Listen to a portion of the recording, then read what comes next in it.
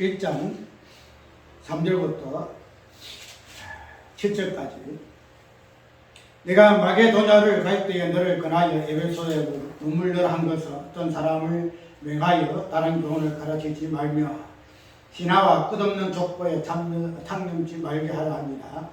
이런 것은 믿음 안에 있는 하나님의 경륜의 이름보다 도리어 별론을 내는 것이라. 근거의 목적은 정결한 마음과 선한 양심 거짓없는 믿음으로 나는 사랑이거늘 사람 되기에서 벗어나왔던 말에 빠져 율법의 선생이 되려 하나 자기의 말하는 것이나 자기 학구하는 것도 깨닫지 못하는 도다. 아멘. 오늘은 디모데 전서를 하다 보니까 디모데 전서, 디모데 후서 그 보는데 그 내용들 그 자체가 구절마다 굉장히 깊이 있는 내용들로 되어 있기 때문에 그냥 바울이가 디모데에게 목회 서신으로 그냥 편지식으로 목회의 어떤 중요한 부분을 하나하나 건면하는 식으로 했을 것 같으면 그냥 그렇게 읽을 수가 있는데 그러나 이러한 내용들을 쭉 읽어볼 것 같으면 굉장한 그 내용들을 우리가 다양하게 살펴볼 수가 있다는 거죠. 우리가 지금 디모데 후서를 많이 보죠. 디모데 전서하고. 그렇기 때문에 그러한 부분들이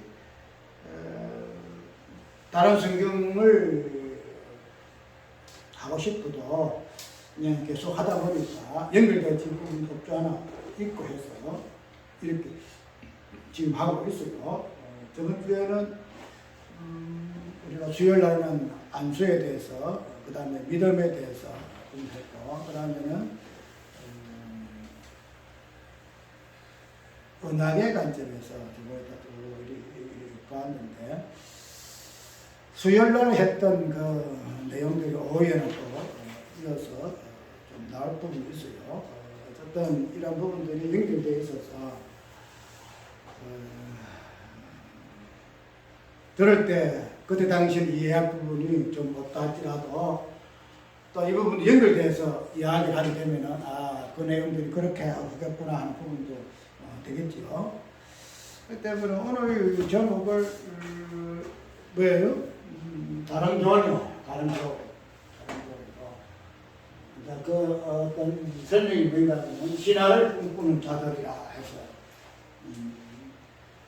다른 교훈이 무엇인가, 그 다음에 신화가 무엇인가 하는 부분을 한번 살펴볼 거더래요. 우리가 다른 복음을 이야기할 때는 우리가 쌍심비를 켜죠. 다른 복음은 우리가 갈라디아서 있는 것으로 다른 복음을 통해서는 우리가 구원을 얻을 수가 없다. 그러면 해가지고 거기에서는 우리가 딱 떠오르는 게 있죠. 뭐예요? 믿음과 행함, 아들과 종 이런 개념을 통해 가지고 다른 복음은 이런 것이다. 이래 해서 경각심을 가지기도 하고 이러한데 다른 교훈을 이야기할 때는 다른 교훈 그 자체는 다양한 모습으로 나타나기 때문에 딱 두 가지로 믿음과 행함 이 두 가지로 나타나지 않기 때문에 그냥 느슨하게 이렇게 생각할 때가 많아요. 그렇게 해서 우리가 일상적으로 우리 신앙생활에 믿음과 행함이라는 것은 딱 구분이 되어 있고 우리가 행함으로 구원받는 것이 아니고 믿음으로 구원받는다 하는 부분에서는 정확하게 구분을 해요. 그런데 다른 교훈이라는 이 부분에서 그 개념이 어떻게 다양하게 터져가지고 우리 신앙생활에 유입되어 있는가 하는 부분에 있어서는 우리가 경각심이 없어요. 왜냐하면 다른 복음은 참 논리적으로 굉장히 이렇게 뚜렷하게 구분해서 설명해 놨지만 다른 교훈이라는 이 부분에서는 다양한 개념 속에서는 내용들이 많기 때문에 그 부분을 하나하나 짚어서 이것은 이렇고 저것은 저렇고 이렇게 구분해서 설명하는 부분들이 많이 없다는 거죠. 그래서 이 다른 교훈을 이야기하는 부분에 있어서는 그런갑다 이랬었는데 다른 교훈이라는 것은 성경 그 자체가 뭐죠? 교훈이잖아요. 이 자체는 교훈이에요. 가르침이라는 것이죠. 그래서 그러한 관점에서 우리가 다른 교훈의 의미를 살펴보는데, 그때 가지고 이 다른 교훈 이 개념 자체가 다른 복음과 상관이 없는 것은 아니다는 거죠. 다른 복음은 율법과 복음이라 믿음과 행함이라 이렇게 또 그냥 두 가지 양분되어 있어가지고 우리가 쉽게 이해할 수가 있는데, 그러면 이 다른 교훈은 아까 이야기한 대로 다양한 어떠한 개념으로 우리에게 주어졌기 때문에 이것을 분석해내기가 굉장히 어렵다겠죠. 그런데 이런 다른 교훈 이 자체도 그 근본적인 부분에서는 다른 복음에서 파생된 개념이라고 우리가 이해를 해야 한다는 거예요. 그러니까 다른 복음을 다른 말로 오늘 여기에서는 다른 교훈이라 이렇게 이야기를 하는 거예요. 그래서 다른 복음이 오늘 본문 속에서 나타나고 있는 다른 교훈에 있어서의 어떠한 의미로서 이렇게 굉장히 표현되어지고 있는가 하는 이 부분을 한번 살펴볼까 그래요. 그래서 이러한 부분을 살펴보게 되기 때문에 7절에 보니까 율법을 대해서 어떻게 설명하면은 7절에 율법의 선생이 되려 하나 자기 말하는 것이나 자기 학교하는 것도 그다지 못하는도다 해서 율법의 표현이 또 나와요. 그렇기 때문에 우리가 오늘 다른 교훈을 해가지고 복음과 율법하고 상관이 없는 개념이 아니더라. 쉽게 말해서 다른 복음에서 이야기하고 있는 율법과 복음의 의미를 다른 교훈의 관점에서 이렇게 살펴본 부분인데, 이러한 그 살펴볼 부분이 무엇으로 이렇게 이야기되어 주겠는가 하면은 오늘 제목에 있는 그대로 알죠? 신화를 통해서 신화를 통해서 그 다음에 족보를 통해서 다른 교리의 어떤 이 개념이 어떻게 다른 복음으로 바꾸어져서 이렇게 표현되어지고 있는가 하는 부분을 살펴볼까 그래요. 어쨌든 지금이야 믿음과 행함이 딱 완전히 구분되어 있었지만은, 그러나 옛날 당시 때는 지금도 마찬가지죠. 율법과 믿음과 행함이 그 자체가 교묘하게 밀사되어 가지고 신앙생활에 어떤 중추를 이루고 있는데, 그렇게 보지게 되면 옛날이나 지금이나 그 부분은 꼭 같은 것 같아요. 율법으로 아니면은 복음으로 구원받고 안 받고의 이 부분에 대한 변론이라는 그 자체가 지금도 그렇잖아요. 지금도 논리적인 부분에서는 율법으로 복음으로 우리가 어떻게 구원받고 이런 식으로 논리적인 부분에 설명이 가능하나, 실상적인 우리의 신앙생활에서는 이 부분이 그냥 믹스되어 있잖아요. 그래서 그런 부분을 오늘 특별히 왜 그러한 것에 대해서 우리가 탈출하지 못할까? 지금 말해서 왜 거기서 벗어나지를 못할까 하는 부분을 오늘 디모데전서 1장을 통해서 한번 살펴볼까 그래요.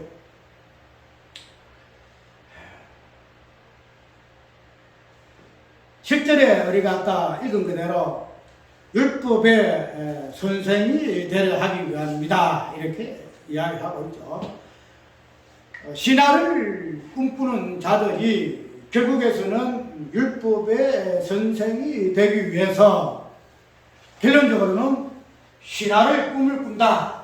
신화를 꿈을 꾼다. 이렇게 이해를 하면 됩니다. 뒤에 설명할 것인데, 그러면 이 신화라는 것이 과연 무엇일까? 신화라는 것이. 아까 우리가 묵상 시간에 히브리서 1장에 있는 4절의 내용을 내가 읽었죠. 그 히브리서 보게 되게 되면은 히브리서는 어떤 변정이에요? 예수님께서는 천사보다 더 우월하고 뛰어나고 그 다음에 율법의 어떤 그 대표적인 인물이 되어지는 모세보다 뛰어나다 하는 그런 관점에서 예수 그리스도의 그 우월성을 이야기하고 있는 것이 히브리서잖아요. 그래서 그러한 것을 보게 되지면은 히브리서에 있는 히브리서 기자가 단순하게 그냥 뭐 히브리서에 있는 1장에 있는 그 내용을 통해서 예수님은 천사보다 뛰어나다, 모든 피조물다 우월하다 걸려서 있는 그대로 그런 부분을 이야기를 하고 있는 것으로 우리가 이해를 하지만은 그 부분이 단순하게 예수님이 천사보다 뛰어나다 하는 그것을 변증하기 위해서 천사의 어떤 개념을 끄집어내는 것이 아니다는 거죠. 그때 당시에는 무슨 시대예요? 철학이 굉장히 이성하고 철학이 시작이 되어지는 그런 시대잖아요. 모든 문명하고 모든 것들에 대해서의 사상 이런 것들이 정립이 되어지는 그런 세대가 그때 당시에요. 그래서 로마는 모든 법에 로마로부터 시작되어지고 모든 길은 로마로부터 연결되어진다 이렇게 이야기한 그대로 그때 당시의 시대상은 모든 것의 출발이요 모든 것들의 시작으로서 우리에게 시대상을 보여줘요. 그래서 예수님이 태어나서 예수님이 가르치던 그 교훈이라든지 예수님이 그 하나님의 그 천국의 사상을 설명하던 그런 부분도 보아지게 되면은 예수님의 어떤 교훈이라든지 예수님의 그 사상 그 자체가 왜 그 당시에 예수님께 태어나서 가지고 말씀을 가지고 가르치시고 교훈하셨을까 하는 부분을 보게 되게 되면은 그때 당시가 모든 것의 출발이고 모든 것의 비등점이에요. 비등점. 지금 말해서 최고로 올라간 시대가 바로 그 시대거든요. 그래서 예수님의 교훈도 그 시대에 말씀되질 수밖에 없고 또 동일하게 예수님의 교훈과 반대되는 그 철학이라든가 또 세상의 어떤 교훈이라든가 이런 것도 그때 시대에서부터 이제 모든 것이 시작된다는 거예요. 왜? 예수님의 하나님의 교훈이 시작되어지고 가르치고 선포되어지니까 동일하게 이 세상의 교훈과 사상도 선포될 수밖에 없다는 거예요. 그러되면은 그때 당시에 어떤 그 사상이라든지 이 교훈이라는 이 모든 부분은 예수님의 어떤 그 교훈하고 이 부분에서 많이 상치돼요. 많이 배치된다는 거죠. 예수님의 교훈은 진리의 관점에서 교훈이지만은 이 세상의 그때 당시의 교훈과 사상은 비진리의 개념 속에서 교훈으로 우리가 이해를 한다는 거죠. 그러면은 그때 당시에 만연했던 그런 교훈 중에 하나가 뭔가하면은 신화의 개념이에요. 신화의 개념. 신화. 우리가 신화를 이야기를 하게 되면은 신화는 옛날에 있었던 어떤 비역사적인 개념 속에서 어떤 부분을 이야기를 많이 하잖아요. 신화는 역사성이 없어. 이렇게 이야기하거든요. 그래서 우리가 각 나라보다 다 신화 있어요. 건국 신화가 다 있잖아요. 그래서 우리는 당군 신화를 해가지고 당군이 뭐 어디서 태어난 뭐 어떤 그런 식으로 이야기해서 신화를 이야기하잖아요. 그렇기 때문에 국가도 그렇고 개인도 그렇고 모든 사상에서의 어떤 의미가 하면 신화의 신화.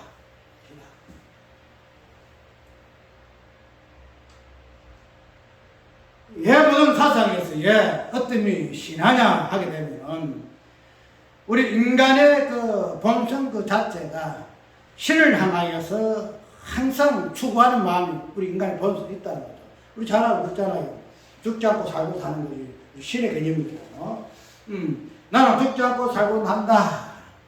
뭐 죽었다 묻고 영생하리라 하는 이 부분에 있어서 있어서 인간의 본성이 신화를 꿈꾸는 그런 본성을 가지고 있는 것이 우리 인간이기 말이다. 그 때문에 그런 것들을 하나의 사상으로, 하나의 논리로, 하나의 교훈으로 집대성해져 있는 그 체계적으로 이렇게 하는 그때 시대가 바로 예수님의 시대에 있다. 시대. 그래서 그들은 항상 그 신화를 가지고 이야기를 해요. 신화를 가지고. 왜 이야기를 하는가 하면은, 그 뒤에 나오는데, 신화가 그들의 어떤 본성, 인간의 본성이기 때문에 당연히 그런 거 있겠지만은, 그런 신화를 통해서 무엇을 그들은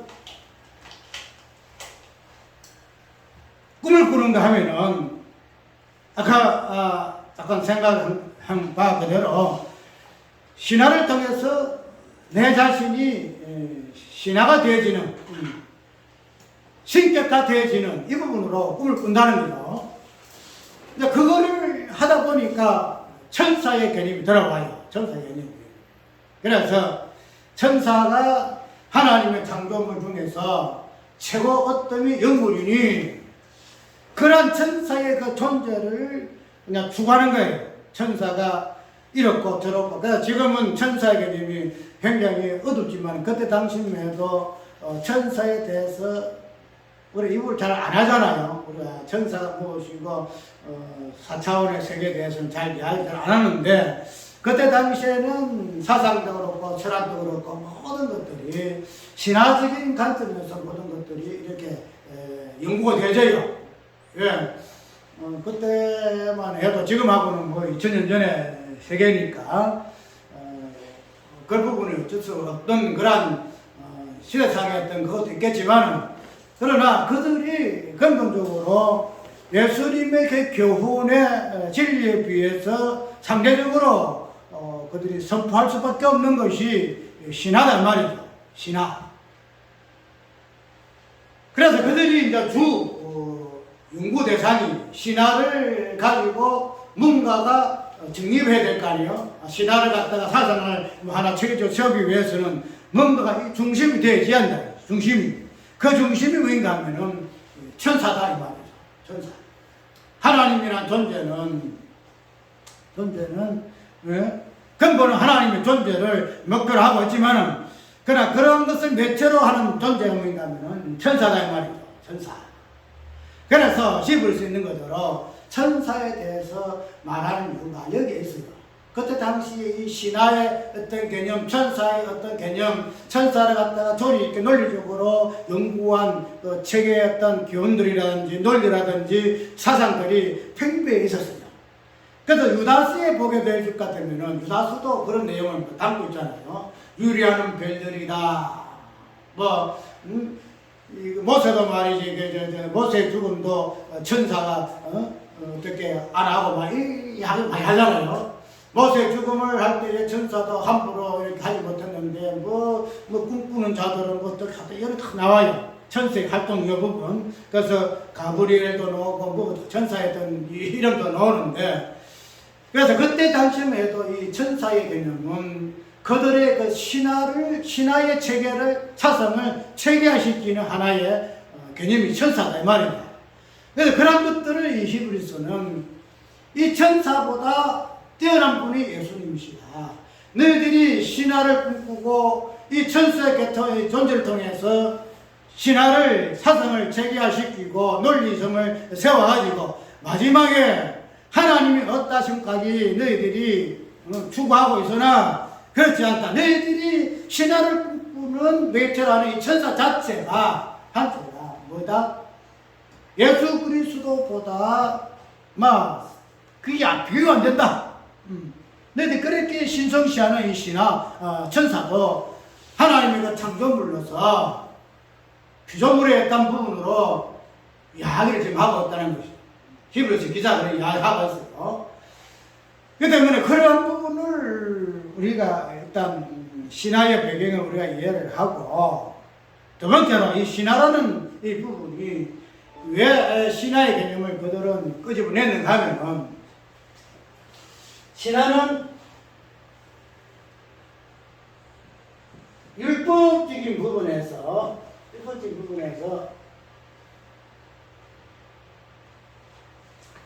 신화를 갖다가 탈신화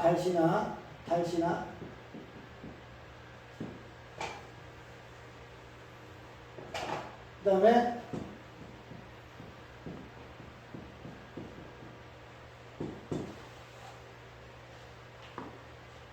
신화를 갖다가 그들이 꿈꿀 때에 그들이 무엇을 생각하고 있는가 하면은 탈인화를 꿈을 꾸요. 탈인화. 무슨 말인가 하면은 신앙이 되기 위해서는 뭐가 돼요? 인간의 어떤 개념이 벗어나야 되겠죠. 인간의 개념. 인간만이 인간을 벗어나야 신화가 되고 천사가 되어지고 그 다음에 한 단계 더 높아져가지고 신의 영역에 올라가는 신이 된다는 거죠. 그래서 그들은 항상 뭐냐면은 인간의 어떤 이 부분을 벗어나기 위해서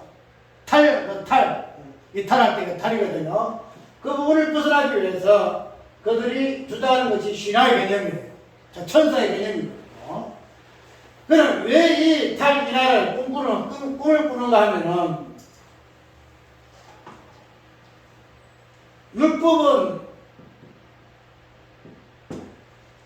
율법은 어떤 의미에서의 율법 존재예요? 율법은 누구한테 적용하냐는 말이에요. 누구한테? 율법은 인간한테만 적용돼요. 인간한테. 그래서 인간한테 적용되어서 인간의 그 죄성을 드러내고 그 본질을 드러낸 것이 이 율법이에요. 율법. 그런데 이 율법에 벗어나기 위해서는, 율법의 적용을 벗어나기 위해서는 어떻게 돼요? 사람에서 벗어나야 돼. 무슨 말인가 하면은, 율법이 돼야만, 사람이 돼야만 율법이 적용이 되거든. 율법은 사람한테 주어져가지고 사람이 한다는 거죠. 그런데, 사람이 안 되게 되면, 신이 되게 되면은, 지금은 천사가 되어지게 되면은, 천사가, 율법 자체가 아무 의미가 없어요. 율법 자체에서 벗어나. 이해가요? 사람만이 율법이 족쇄, 율법이 멍에를 매잖아요. 딱히 족쇄를 하잖아요. 그런데, 사람이라는 존재에서 벗어나게 되면, 만약에 천사가 된다든지, 천사도 원래는 타락이니까 그 율법을 받지만 어쨌든 그들이 천사라는 이 사람을 벗어나서 탈신화가 되어서 탈인화가 되어가지고 천사의 개념으로 천사의 존재로까지 바뀌어지고 그래서 마지막 천사까지도 벗어나서 저번에 내가 한번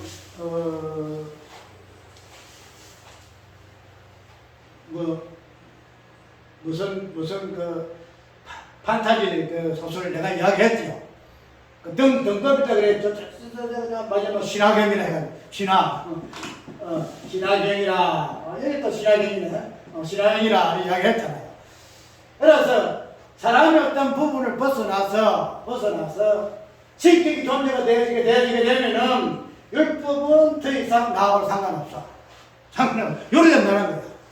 그래서 그들이 그러한 관점에서 왜요? 탈인화를 꿈꾸는 거야. 탈인화를. 나는 사람이 아니야.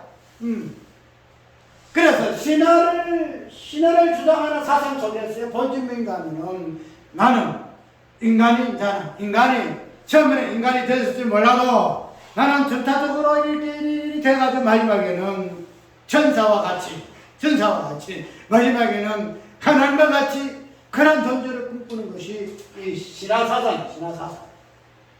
그 이유가 뭐냐면 율법에서 벗어나고자 하는 거예요.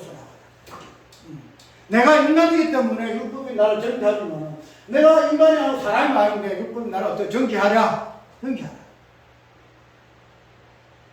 이유가 여기 있다는 거예요. 이유가. 그런 관점에서 오늘 아까 실제 있는 그대로 율법을 몰라요. 이들이 율법을 모르면서도 뭐래요? 율법에 선생이들 한다. 여러분 선생. 율법을 가르침을 받고 율법 속에 종속이 되어야 할 존재가 율법 선생이야. 율법, 그래, 지금 모세의 자녀한테 그 말이거든. 율법의 선생이야. 아까 얘기했는데, 율법은 인간을 갖다가 이렇게 다스리고, 율법의 아래 있는 것이 인간인데, 이제 인간의 사람의 몸 벗어나니까, 뭐가 돼요? 인간이 아니거든. 그러니까, 율법 아래 있는 것이 아니야. 뭐예요? 율법의 선생의 자리에 한다. 선생. 율법의 선생이 되려 하나, 그들이 율법이 무엇인가도 학정도 못한다. 이 본문에 그래서 있잖아요. 학정도 못한다. 이 이야기하고 있어. 율법의 선생이 되려 하나, 자기 말하는 것이나, 자기 학자는 것도 깨닫지 못하는 거다. 이리 이야기하죠. 율법을 이야기를 하면, 율법은 원래가 인간이 되어야만이 율법의 이 본래 의미를 이해하는데, 인간이 아니고 천사가 되었고 신격가 된 존재로서는 율법을 이해를 못해. 율법에 깨닫지도 못하고 율법을 학정하는 것이나 율법에 뭐 이런 거 다 모른다는 거예요. 이렇게 지금 사도 바울은 이야기를 지금 하고 있다는 거예요. 그러면은 이제 이러한 것들이 탈인하가 되시면은 탈신하거든요.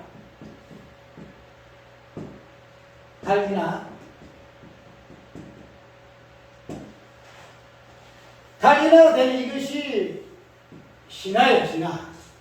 그 다음에 탈신하가 뭐예요? 탈신하, 이것이 사람이에요, 사람.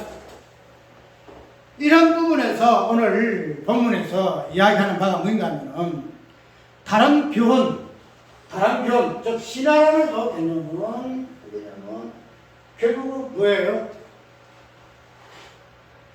탈인하와 탈신하의 옆부분이 하나로 합해져야 되거든요. 쉽게 말해서 신격인 옆부분하고 인격인 옆부분하고 우리가 합해져야 돼요. 무슨 말을 하냐면은 사람만 되어줘도 안 되는 거죠. 사람만 되어줘도. 탈신하가 돼가지고 사람만 되어줘도 아니 되고, 탈인하가 되어져가지고 뭐가 돼요? 신하가 되어서도 안 돼요. 이 두 가지 부분이. 우리가 율법을 이해를 할 때 어떻게 이해를 하죠? 율법은 또 어떠한 관점에서의 또 다른 개념이 뭐죠?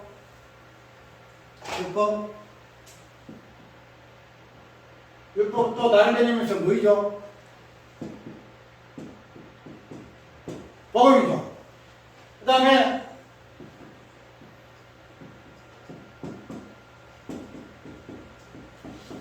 믿음이죠. 우리가 탈신하, 탈인하나 이 부분을 가지고 우리가 이해할 때에 그들이 탈인하를 통해서 신격이 되어짐으로 인해 가지고 뭐가 있어요? 무슨 이렇게 나누었는데, 자, 신하가 되어지고 신격 존재가 되어지게 되면은, 자, 행위의 욕구가 있고, 이 행위적인 부분만 생겨요. 지금 말해서 신하는 행위고, 그 다음에 인하는 믿음이란 말이에요. 신하된 존재, 신격한 존재는 믿음이라는 이 개념 자체가 없어요. 믿음 개념 자체가. 무슨 말이냐 하면은 우리 인간만이 믿음이 있어요. 믿음이라는 것은 믿음은 내용을 대해서 우리가 믿는 것이 믿음이라 그러잖아요. 그러니까 우리 인간된 자만이 믿음이라는 것을 소유할 수 있다는 거죠. 반대로 신하된 신격이 존재는 믿음이 존재가 없어요. 왜? 인간이 아니기 때문에. 인간이 아니기 때문에 내가 믿어야 할 대상이 없다는 거야. 믿어야 할 대상이. 이해 좀 가요? 우리가 설명하는 거 아닌 것 같은데, 신화의 신격의 존재는 믿음의 어떤 대상이 없다는 거죠. 왜? 자기가 신이기 때문에. 자기가 신격 같은 존재이기 때문에 자기는 믿음의 어떤 대상이 되어지지 믿는 그런 존재 아니다 이 말이죠. 믿음이라는 이 부분은 인간만이. 인간 내가 믿습니다. 주여 내가 주를 믿습니다. 예수님 당신을 믿습니다. 하나님 믿습니다. 인간만이 고백이에요. 이 믿음이라는 것은. 그런데 신이라는 이 신격 같은 존재는 믿음을 없고 뭐가 있어? 행위만. 그래서 하나님은 무슨 행위? 하나님은 무슨 하나님 행하십니다. 하나님 행하십니다. 하나님만이 행하십니다. 하나님만이 행하십니다. 하나님에게서는 믿음이 존재가 없어요. 믿음 존재. 왜? 하나님만이 어떤 의지가 있기 때문에 행하시거든요. 하나님도 여기까지 행하시는 것은 하나님의 왜? 그분만이 신이시기 때문에 그래서 그분한테만이 행위가 나와요. 그럼 그들이 신격화된 부분을 이 본질을 뭐냐면은 뭐예요? 믿음이 아니고 믿음을 주관해가지고 행위를 주는 거예요. 왜? 나는 신이야. 나는 뭐 천사보다 우울해. 천사보다 우울해. 마지막 내가 하늘까지 될 거야. 그런데 내가 내한테 무슨 믿음이 있어? 나한테는 행하는 밖에 없어. 내가 앞으로 뭐 이리 지금 하나님과 내가 천지를 창조할 거야. 내가 사람을 만들 거야. 하나님과 땅을 만들 거야. 내가 짐승을 만들 거야. 하나님 행하. 그들의 행한 말대로 행한다. 근데 얘가요. 예, 신화 이 다른 교 자체가 율법과 복음 관점에서 아니면 다른 복음의 관점에서 어떻게 이 부분이 이해되지는가? 행가요? 복음이 뭐예요? 복음 다른 거 율법이면 율법 행위잖아요. 그 우리 행위로 구원받는 게 아니잖아. 그 다음에 복음은 믿음이잖아. 그래서 신화를 꿈꾸는 자들은 율법이라는 이 부분에서 행위, 다른 거를 다른 복음을 이야기하게 되면은 아이고 율법과 복음을 우리가 행위로서 구원받는다 하면 정죄받으니까 어디에요? 다른 교훈이라는 요 관점에서 신화 사상을 집어넣는 거야. 신화 사상을. 우리가 앞으로 신화될 거야. 그러므로 인해서 그들이 초반은 뭐냐면은 행위. 나는 신이기 때문에 신화된 존재이기 때문에 행위만 할 거야.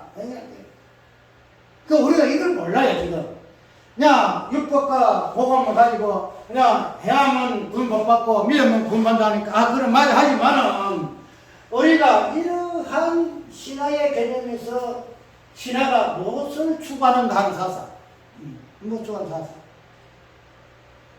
믿음을 배제할 수밖에 없는 그런 존재로서의 신화가 행위의 어떤 부분에서 율법의 행위적인 부분을 그대로 수용하고 있는 관점에서의 신화의 사상의 내용이다 이 말이죠. 그러니 아까 얘기대로 우리가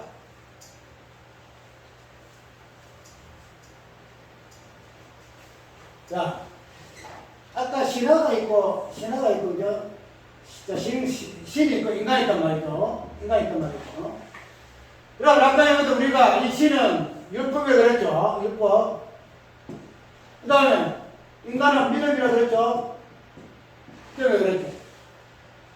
그럼 이 부분이 아까 내가 하나가 되어 있다 그랬죠. 하나가. 신만 되어도 아니고 인간만 되어도 아니 된다는 거죠. 이 부분에서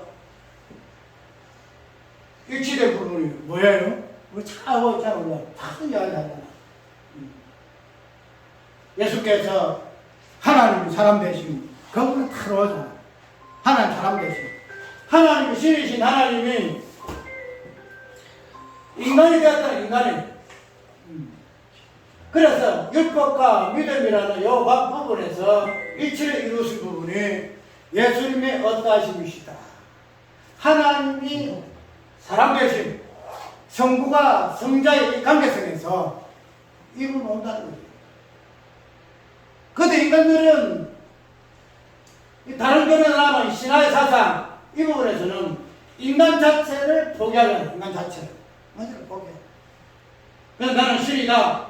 율법의 회개적인 부분만은 강조할 건데 이런 부분에서 신화와 탈신화와 탈인화의 온전한 부분으로 결정하는 부분이 무엇인가? 예수님, 성부가 하나님이 성자 대신, 성자 하나님의 대심에서의 부분으로 우리가 온전히 하나된 부분, 율법과 믿음이 온전히 하나된 부분으로 우리가 이야기하는데 이것을 뭘 한다? 이것을 구원이라 한다. 그래서 믿음과 행함이 일치를 이룬다는 거예요. 믿음과 행함이 일치를 이룬다. 우리가 믿음과 행함이라는 것이 야고보서에 나오는 행함과 믿음이 지금 말해서 행함이 없는 믿음은 죽은 믿음이다. 이렇게 이야기하지만 그러나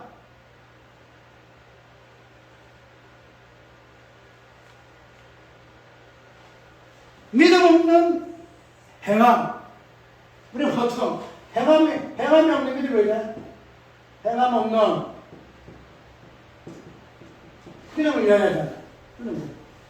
근데 믿음 없는 행함.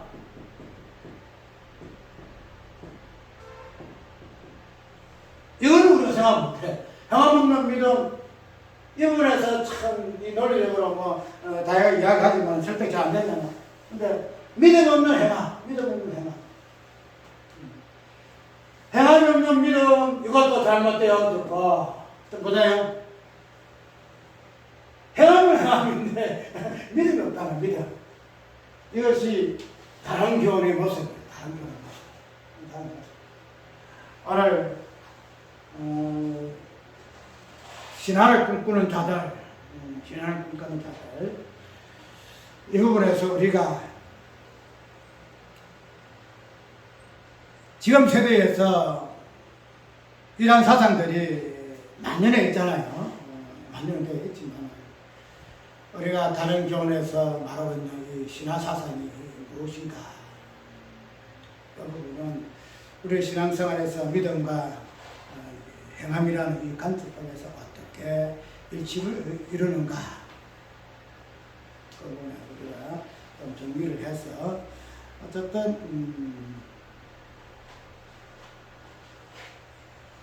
신경을 좀 써야 될 것이고, 그 다음에 족보 부분을 보게 되게 되면 끝없는 족본을 가지고 서로 변론을 한다 이런 이야기거든요.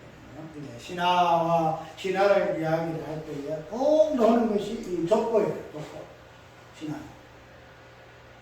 왜 신화의 족보가 빠지면 안 되는 하면은 족보는 무슨 근거를 찾는 거죠. 근거.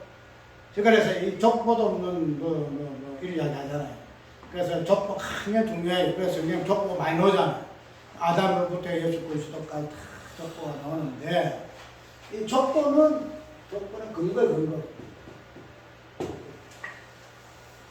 신화는 뭐예요? 역사서였거든. 역사서. 신화는 하나의 구술이요. 말로 전해내려는 이야기들이에요. 역사성도 없고 현대성도 없고 어떤 그것도 없어요. 그렇기 때문에 신화는 항상 신비야. 신비. 이 신비라는 것은 불확실해요. 정확한 근거가 없기 때문에 증명도 안 되고 끄집어내가지고 맞다 이렇게 증거가 있어야 될 것인데 증거가 안 되니까 사람들이 믿지는 못하는 거예요. 그래서 많은 어떤 신화는 족보로 가지고 다 들대거든. 우리 족보는 이런 거야. 그러니까 우리의 신화는 거짓이 아니야, 진짜야, 사실이야, 이런 이야기를 하거든. 그 당시에 신화를 하는 사람들이 왜 족보로 하는가 하면 그들이 신화를 정당성, 역사성이라든지 어떤 사건성이라든지 어떤 그 내용적인 부분을 그 정당성을 확보하는 게 족보예요. 족보. 우리 이씨는, 박씨는, 어씨는, 김씨는 이래 해서 이래 했다. 그 족보. 그래 족보와 끼어 맞춰져야 뭐가 돼요? 신화가 역사가 되는 거야. 기사야. 그냥 꾸미는 이야기가 아니고 그냥 사실이 된다 이 말이죠. 그래서 그거는 이 신화의 정당성을 갖추기 위해서 족보 이야기하는 거야. 족보가 이렇게 막 족보가 이렇게 이야기한다는 거예요. 그래서 족보 끝없는 족보 이야기 여기 있다는 거예요. 그래서 그런 것들을 통해가지고 뭐 한다? 변론만 난다. 변론만 변론할 수밖에 없다. 변론할 수밖에 없다. 왜 변론할 수밖에 없는가 하면 율법이라는 것은 복음이라는 것은 하나의 정설이에요. 정설. 하나의 정설. 그거는 이렇게 저렇게 어떻게 사람이 바꾸고 논리적으로 이렇게 비틀어서 되는 것도 변기할 수 없는 하나의 확정한 사실이에요. 확정한 사실. 그런데 이 신화라는 이 개념은 변론밖에 되질 않아요. 변론. 조건은 변론. 변론은 뭐예요? 변정이라는 요 부분에서 변론을 했지만 논리 자체가 변해버려요. 논리 자체가. 왜? 이게 되지도 않는 이런 허무한 이런 이야기를 갖다가 그냥 사실로 꾸밀려고 하니까 변론도 전부 다 끄집어내거든. 이런 일을 하다 보니까 어떻게 돼요? 만나 논리가 변하는 거야. 논리가. 그래서 끝없는 변론을 해가지고 논리 자체가 그냥 뒤집어져 되는 거예요. 하나의 말씀 율법은 정확해. 1.1이라도 변하지 않는다는 거예요. 그래서 뭐예요? 그 족보에 그런 데는 예수 그리스도를 딱 중심이 세우잖아. 딱 세우는 거예요. 그들은 뭐예요? 족보에 그런 데는 실체가 없다는 거야. 실체가. 신화 자체가 실체가 없는 개념인데 신화를 갖다가 뿌리가 되는 그게 무슨 그 실체가 있겠냐 말이죠. 그래서 그들은 예수님의 어떤 진리는 족보로서 예수가 다 있지만 그들은 아무것도 없어. 철사해봐야 철사는 피조물인데 무슨 놈의 그 족보가 있어. 그래서 이것을 어떻게 바로 세우기 위해서 별짓도 하면서 족보를 들이대고 이제 연구를 해가지고 가설을 생고해도 막 끝에 와서는 그냥 논리 자체 다 뒤집어갖고 이래야겠다 저랬다 바꾸는 그런 논리일 수밖에 없다라고 성경은 이해하기를 한다. 바로 우리가 다른 교훈은 결국은 다른 복음이에요. 다른 복음.